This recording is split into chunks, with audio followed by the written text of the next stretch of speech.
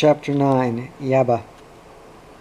In the bunkhouse, Kanga reached for a lantern. The light glowed brighter when he turned up the wick. For a while he sat on the bunk edge, listening at the partition. Neither sound nor movement came from the other side. With gnarled big fingers, Kanga filled his pipe, then lit it. Lantern in hand, he went out into the darkness. The gate barely creaked when he edged quietly through. Close to the shed, he paused before going in. The lamp threw a pool of light. Sprawled on the floor, the boy lay flat on his stomach, Rags curled in a heap by his side. The two slept soundly, though Rags twitched and sniffled. His snore sounded wistful, as if he were dreaming. To Kanga's eyes, the two seemed strange, yet somehow together. He stood for a long time looking down. The pipe was cold when he turned to leave. Then he turned again to pull an old sack from the wall. "You want something," he muttered, "to keep out the night. A wind can come in chilly." As the sack spread over them, the boy stirred and Rags snuffled, but Kanga was light-handed. His fingers lowered without letting fall. Going out again through the doorway, he lifted the lantern. On the way to the bunkhouse, he wondered why he'd covered them, spread a sack on a boy and a dog. "I'm old," he thought, "and don't understand. There's things that a man don't remember." Before early dawn, he packed and saddled. The dog pack clustered around him as he unclipped the chains, then hung them behind his saddle. He noticed that Brolga slunk timidly.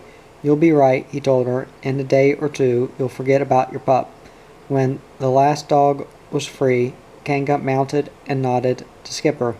The king dog trotted around the pack, shepherding them together. In the lead, Kanga nudged the big bay horse and rode away from the stables. Clear of the building, Skipper nipped the last dog, then trotted in close, to pad by Kanga's side. Trained to obedience, the pack followed in tight formation. Brolga ran in the middle, droop-headed and dejected. She whimpered often for Rags and the boy, but the jostling dogs about her kept her moving. Fear of Skipper made her bay. On a roof above the drafting yards, the boy watched Kanga leave. He tried to pick out Brolga from the closely bunched dogs and had to wipe his eyes. "The light ain't good," he said down to Rags. "It makes your eyes blur. They run if you don't watch 'em." He wiped them again as he slid from the roof. On the ground he scuffed a sleeve, rubbing it right across his face. "You know," he added, "I felt sort of I don't know. There ain't no use in talking. You feel the same as I do." With Rags at his heels, he headed for the wood heap. As he passed the shed, he glanced towards the kitchen. No smoke drifted up, and the chimney looked black and lonely. Gallows, too, were still on their roost. He could hear them flap their wings, getting ready for the day. "It's early," he thought, "and Miss Jones ain't about. I'll set for a while and think. Me and Rags can yarn about Brolga." Disheartened for the moment, he flopped on a log. Rags crept in between his feet. Sitting quietly, they listened to a cock crow. Then another. Hens under the hedge began to cluck and wonder. A big goanna ran scuttling through the wood chips. The boy watched it climb over a log, then disappear. He wondered where it had gone. "That's the big old feller who eats the eggs," he told Rags. "And we ought to be chasing him instead of sitting here." Then he noticed Rags' eyes. They looked sad and not understanding. "Come on," he added. "You mustn't let it beat you. We'll cut a bit of wood." He fondled Rags' ears before groping for an axe. It rested on the log. Suddenly he whirled upright, dragging Rags with him. A snake hissed out from under the log and slithered straight at the boy. Its fangs caught hold of his boot. Then the long, thin body coiled around his leg. For a moment he panicked. The tight, pulling jerk on his trousers frightened him. Gasping for breath, he kicked wildly up in the air and felt the coils unwind. The snake hurtled up and over onto a patch of bare ground, where it wriggled to regain its balance. Wild-eyed, the boy saw it rear its head, ready to strike again. He staggered to grab a stick and dropped Rags. Snarling, the pup crouched down on all four paws until its young, lithe muscles were braced. Then the boy shouted, "Don't, Rags, don't!" But he was too late. Rags catapulted high over the surrounding logs to land directly on the uncoiling horror. Bred from generations of hunting dogs, Rags knew where to grip. In one slashing movement, his jaws fastened below the lean black head.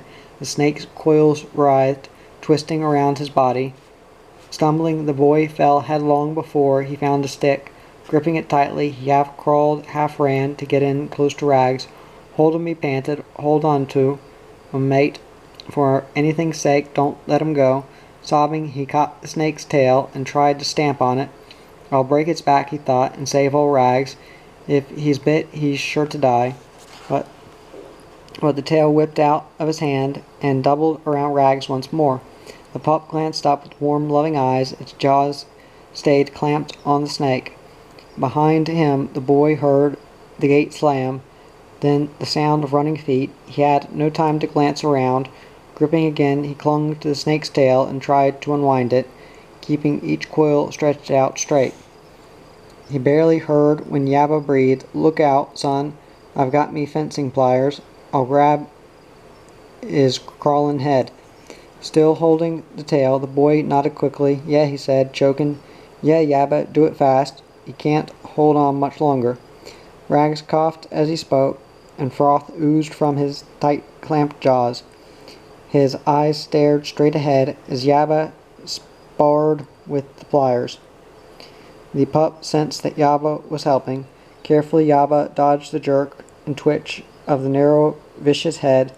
With his hand held close to the pup's snuffling nostrils, he inched the pliers forward. Suddenly,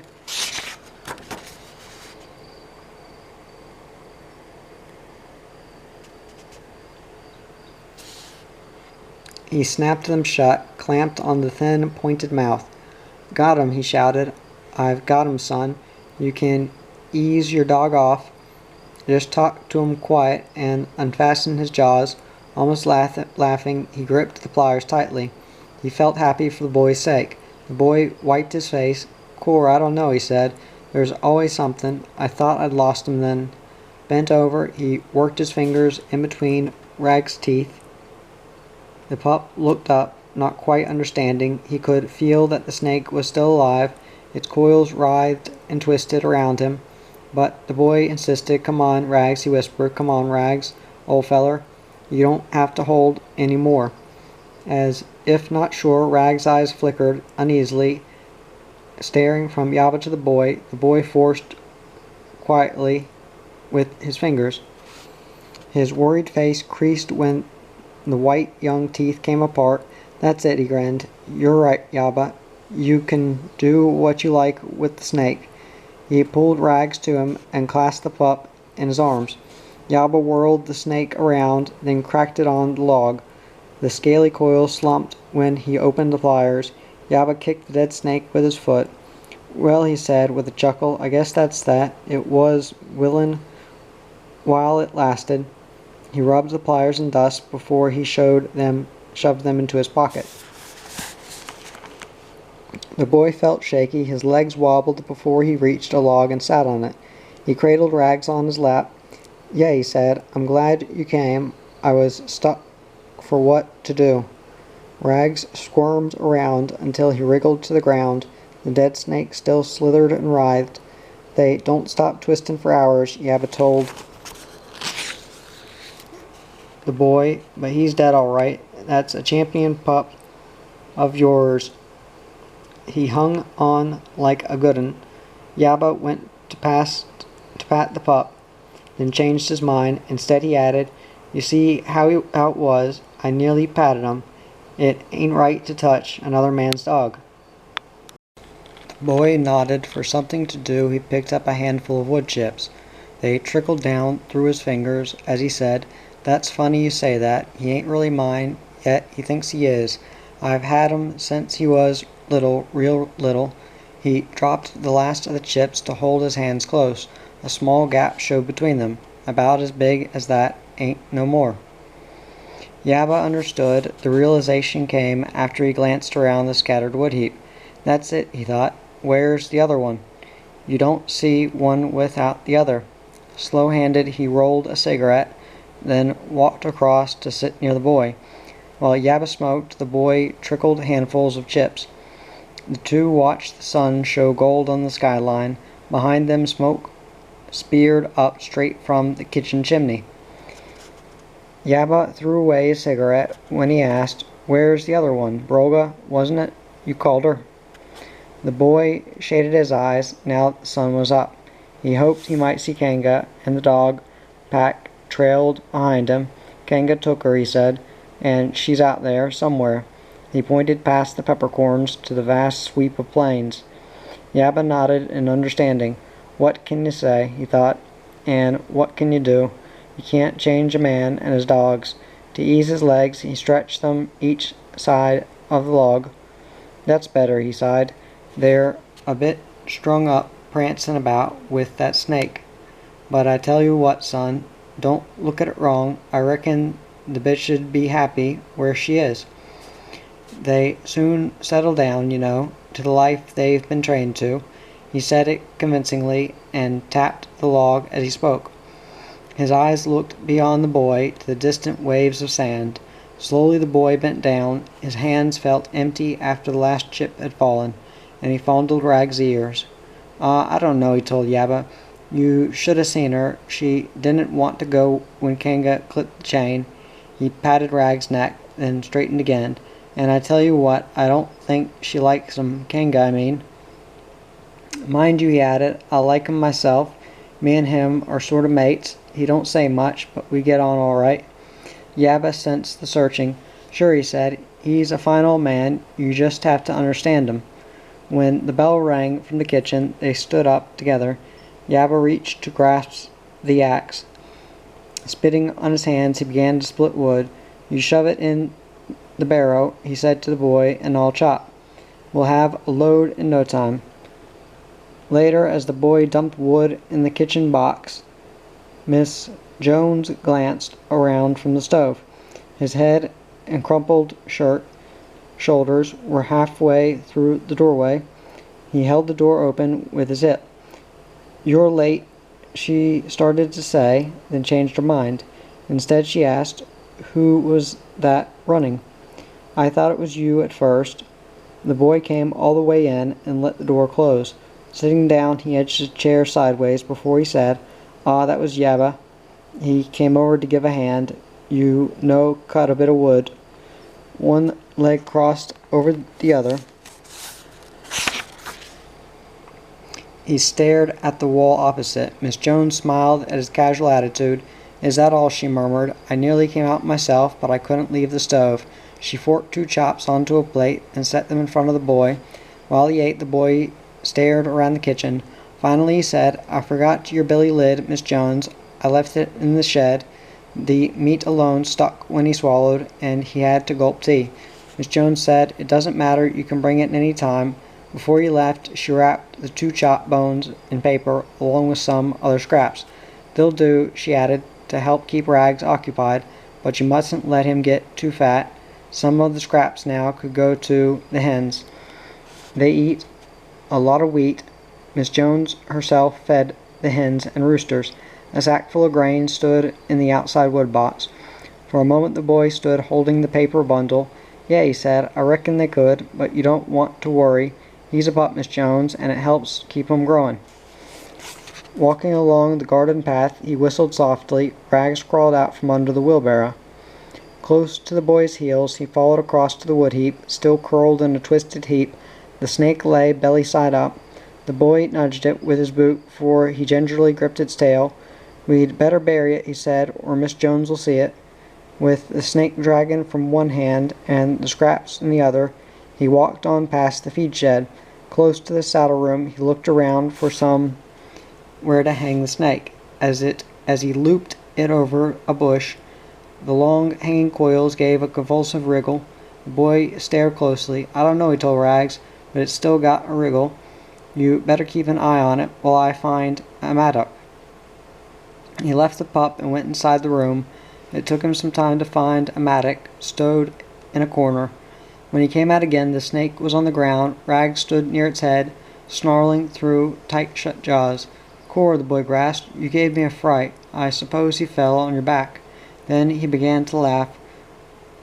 Doubled over on the mattock handle, he felt tears run down his face.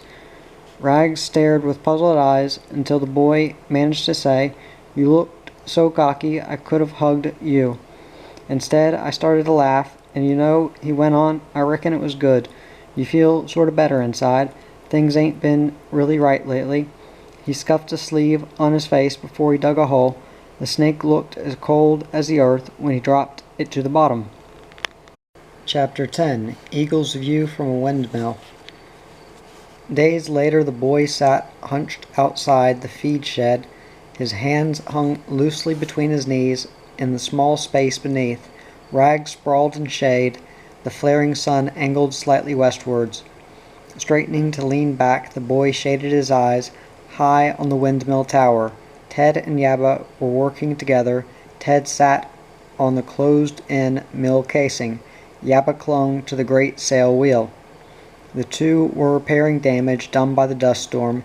They looked spidery against the hazed brassy blue arc behind them. The boy shivered before he lowered his hands. "I don't know," he thought, "but it looks pretty high, though I wouldn't mind being up there." You feel worse on the ground looking up to see better what Ted and Yabba were doing. He scrambled upright and walked toward the mill. Rags followed in the boy's thin, slanting shadow. At the trough, the boy stared upwards. On top of the tower, Ted shouted, "Hey, son, will you bring us up the pinch bar? It's lying underneath." For added advice, he shouted, "Shove it down your trousers, then you can use both hands. The two of 'em's handy for climbing." Leaning over sideways, he waved dizzyingly with the spanner. The tower's tall framework seemed to sway over with him. The boy closed his eyes. When his head stopped spinning, he shouted, "Okay, I'm on my way. I'll be up in a couple of minutes." Then he squeezed through the fence, with Rags close behind. He found the bar and pushed it down his trousers. To stop it going right down, he hooked the curved end in his belt. The bar felt cold where it rested against his leg. "It's right," he told Rags, "though I'll be stiff-kneed." Old Ted forgot. "I ain't as tall as he is." For a moment Rags cocked his head uncertainly, then crept under a shady box-thorn. The boy chuckled. "Go on," he said. "You don't want to look scared. I'll be up and down before you know where I am." Hands already reaching, he gripped the first handhold and started to climb. Halfway up, he paused for breath. When he glanced downward, the ground seemed far, far below. He could see Rags' head poking out from under the thorn bush, and to the west a string of horses coming in to drink. They all had their heads raised, looking upward. Some snorted or whined wildly. He guessed they were worried at the human flies crawling above them. "They're like me," he thought, "and used to the usual things. Anything like this upsets 'em." Climbing again, he hoisted himself more slowly. The height made him sway. Each time he let go to reach for another hold, his hands felt slippery. Near the top, Yabba reached down from the narrow platform and pulled him the rest of the way. The boy clung to the tower while he caught his breath. "Thanks," he gasped. "It catches your wind. I reckon it's more fright than the climbing." Yabba nodded. "Sure," he said, "and I know how you feel. It's always the same first time, and another time or two you'll be coming up backwards, and standing up here on your head." His hard brown hand moved as he said it, and he turned the great wheel. Ted told him to hold it there, then nodded down at the boy to add, "You did well, son. Just pass us up the bar." When the boy looked up, with the bar held out in his hand, he all but fell. The sky beyond Ted's seemed to swirl around emptily.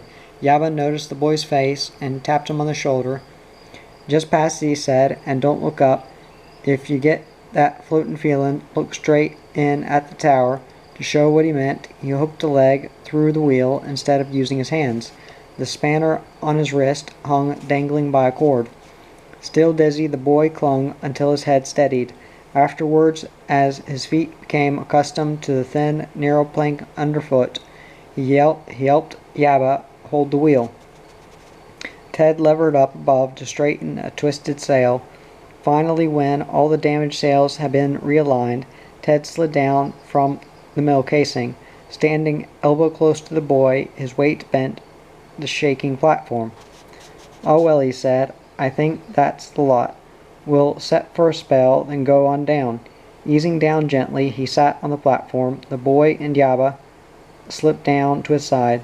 For a while the three sat silent. Below on the ground, horses milled and snorted. Some drank at the trough or slopped water with their muzzles. Others stared upward at the tower. Beyond the needlewoods, bordering the sandhills, a big brown eagle soared. Ted noticed it first when he glanced away from the horses. "He's a big un," he nodded and pointed with his finger.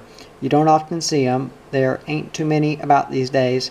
Swinging his legs, he stared in concentration and wondered where the eagle nested. Yabba shaded his eyes. He agreed. "He's a big un all right. Wings on 'em like an airplane." Then he added to the boy, "How's it going? Getting used to being up here?" The boy leaned over before he answered. He could see Rag's head poking out under the thorn bush. Full-bellied and sleek, the horses, too, were beginning to leave. "Yeah," he said, "in a way I am, but it's different to climbing a tree. You feel sort of shaky up here like this." He grabbed quickly as Ted drew up his legs. The platform rocked with the movement. Yabba smiled. Together with Ted, he began to gather tools. Unhooking the bar from a strut, Ted stuffed it down his own trousers. "The trouble is," Yabba told the boy, "up here there ain't any branches. Nothing's underneath you except nothing."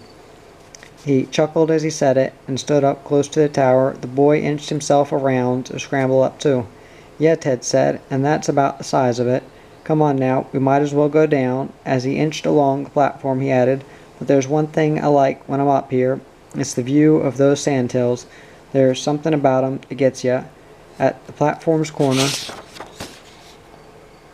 he slipped over the edge when Ted's hands were clear. The boy followed. Yabba followed the boy. One above the other, the three descended, easing slowly from grip to grip to step. On the ground, Rags came to meet them and nuzzled around the boy. Yabba whipped his hands on a sack, then stowed his tools inside. "That's that," he said, "and the last of me jobs. I'll be on my way tomorrow." Ted took the sack to add his own tools. "Yeah," he nodded, "and I won't say I'm glad. You've been a mate worth working with." On the way to the gate, they walked past the trough. Rags stopped for another drink, and the boy waited. Ted and Yabba walked on. "Thanks, son," Ted called, "for giving a hand. You saved me a double climb." At the gate, Yabba stood with his hand on it. "Yeah," he said, "you did at that. I'll see you later, son, before I pack." And for a moment he raised his hand. Then the two swung away toward the tool room. Leaning over the trough to watch them go, the boy rubbed his tousled hair. "I don't know," he thought, "but I'll miss old Yabba. He was good when he grabbed that snake." With Rags padding behind, he headed for the feed shed. Later, toward mid-afternoon, Miss Jones wanted eggs. The boy heard her call as he passed the kitchen. When she handed him the billy, her arms were flour-covered. A warm, spicy smell came from the oven. "I'm baking scones," she said with a smile, "to help out with the bread. And I could do with some eggs to eke out the meat. Ross and the men are coming home tonight." Bending over, she opened an oven door and pulled out a tray. The steaming scones made the boy's mouth water. He had to wipe his lips as he went around the corner. Under the hedge he scouted for eggs, while Rags crawled by his side. In one nest, scratched in the fine red earth, a cluster of fluffy chicks cheeped when the boy touched them. The brawny mother clucked, but the boy soothed her. "Don't worry," he told her, and sleeked her head with his fingers. I wouldn't hurt 'em for anything. I'll tell Miss Jones, and we'll put you safe in a pen." Slowly counting the chicks, he let Rags sniff them. Then the boy crawled on, carrying the billy. Rags crept with him, sniffing for eggs. The billy was full when they crawled out from under the salt bush. To stretch his limbs, the boy hooked the billy onto a branch while he jiggled his shoulders. "Gore," he said, "it'd make you stiff. There's not enough room for your head." Looking around, he noticed dust rising in the distance. Tiny as yet, he could see horses trotting toward the homestead. Behind them, almost obscured by the dust, jogged Ross and his team of stockmen. The boy stared for a long time, trying to pick out individuals. Finally, he unhooked the billy, then balanced it carefully to the kitchen. Inside, Miss Jones tipped a tray of scones onto the table. They added to the mound already piled. The boy chuckled when he saw them. "Phew, Miss Jones," he said, "that's a whopping great heap. What do you reckon's going to eat 'em?" Miss Jones wiped the tray and pushed it back into the oven. "That's the last," she said with a smile, "and I hope there's enough. As for who's going to eat 'em, you know as well as I do, Ross is good for a dozen, and the rest won't be far behind." Still smiling, she selected a scone from the heap to butter for the boy. "Thanks," he said. "It sure looks good. I'm lucky to be around when you're cooking." With butter running over his chin, he added, "They're coming now. I can see Ross and the others, but the boss ain't with 'em. I can't see powder or patches." He said it all quickly, as if short of breath. The scone dripped greasily into his hand. Miss Jones murmured, "It'll be nice to have someone about if things go wrong." She spoke slowly while she tidied the table. Her mind was on the days that had passed. The boy looked surprised as he wiped his chin. "Oh, I don't know," he told her. "I reckon Ted and Yaba have been good. Yaba did well to stay. He only stopped to help after the storm." Miss Jones buttered another scone. "Oh, I know," she said, as she handed it to him. "You have all been wonderful. It's not what I meant really. Words are difficult sometimes. The way you fixed that chimney is something I'll never forget. I'll tell Ross about it tonight."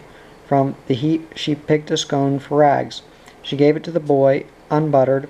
Holding a scone in each hand, he mumbled, I wouldn't if I was you, but I'd tell him about Yaba. You might get him to stay. It don't seem right," he added, "for a man like that to be walking alone out there." He half waved toward the window. Beyond, the great plains stretched eastward. Miss Jones smiled. She could see the butter oozing over the boy's fingers. "I will," she said, "though it won't make any difference to Yaba. He won't stay, whatever Ross says to him. He's a swag man and can't ever rest or settle in one place for long. The great empty sunsets call him, and he has to go on and on." She paused for breath and smoothed her apron. Her eyes glanced quickly at the clock on the sideboard. On his way to the door, the boy nodded. "Yeah," he said, "I reckon he won't, but I thought you might like to try." "You know, Miss Jones, you talk pretty good. That sounded fine, what you said just now." He pushed open the door with his shoulder before going out. Miss Jones laughed happily. "Well," she almost spluttered, "I've never been told that. Thanks for the eggs. They look really lovely."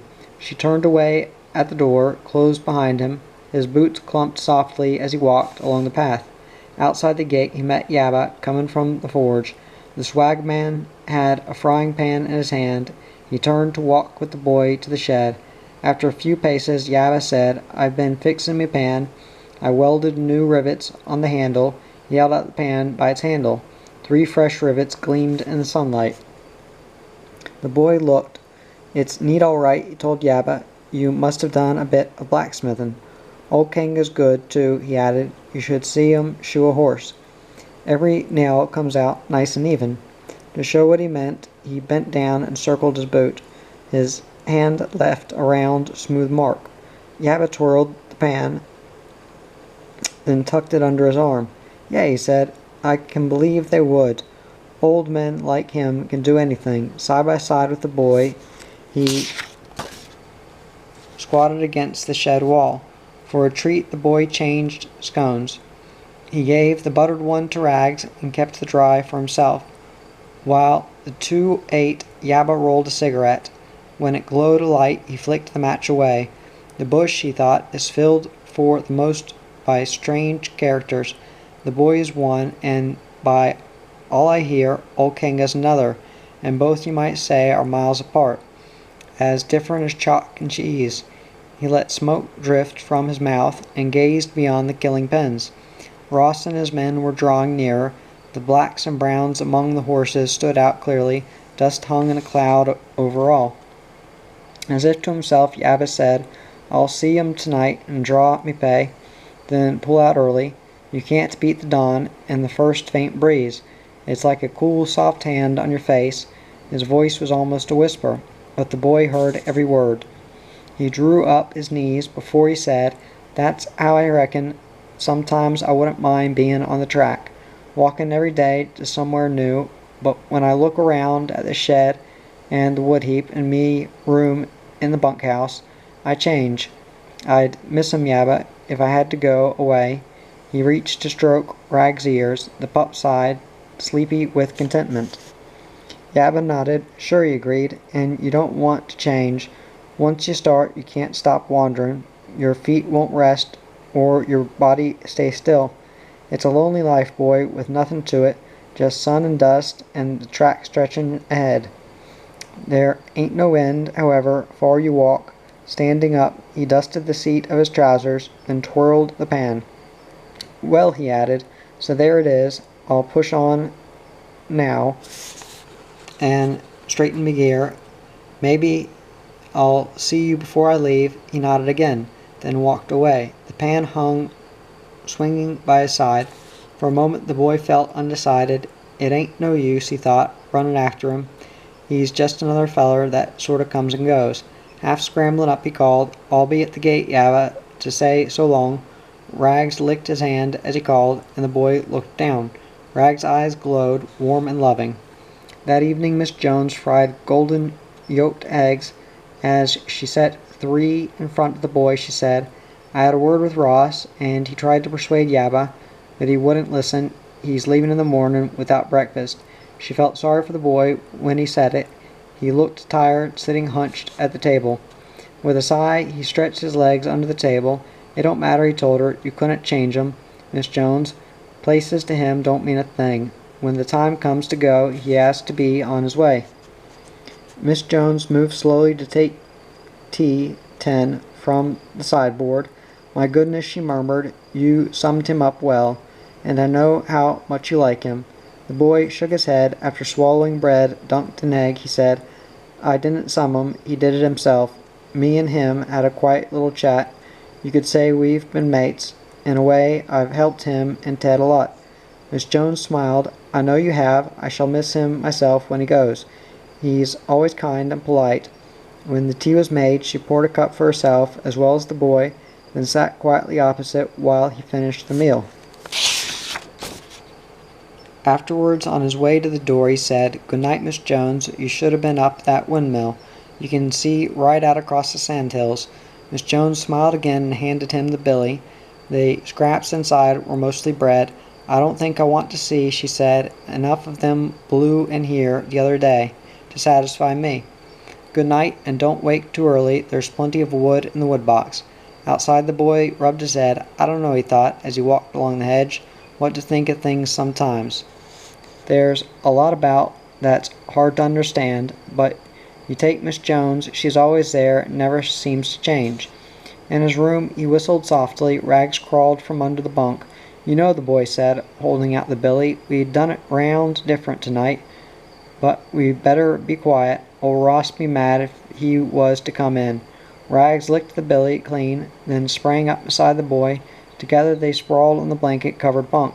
The boy was almost asleep when he suddenly remembered. "Quarter," he mumbled, "I forgot about them chicks. It's too late now, but I'll tell her tomorrow." Rags heard the words and snuffled softly. He inched with his paws to touch the boy's hand.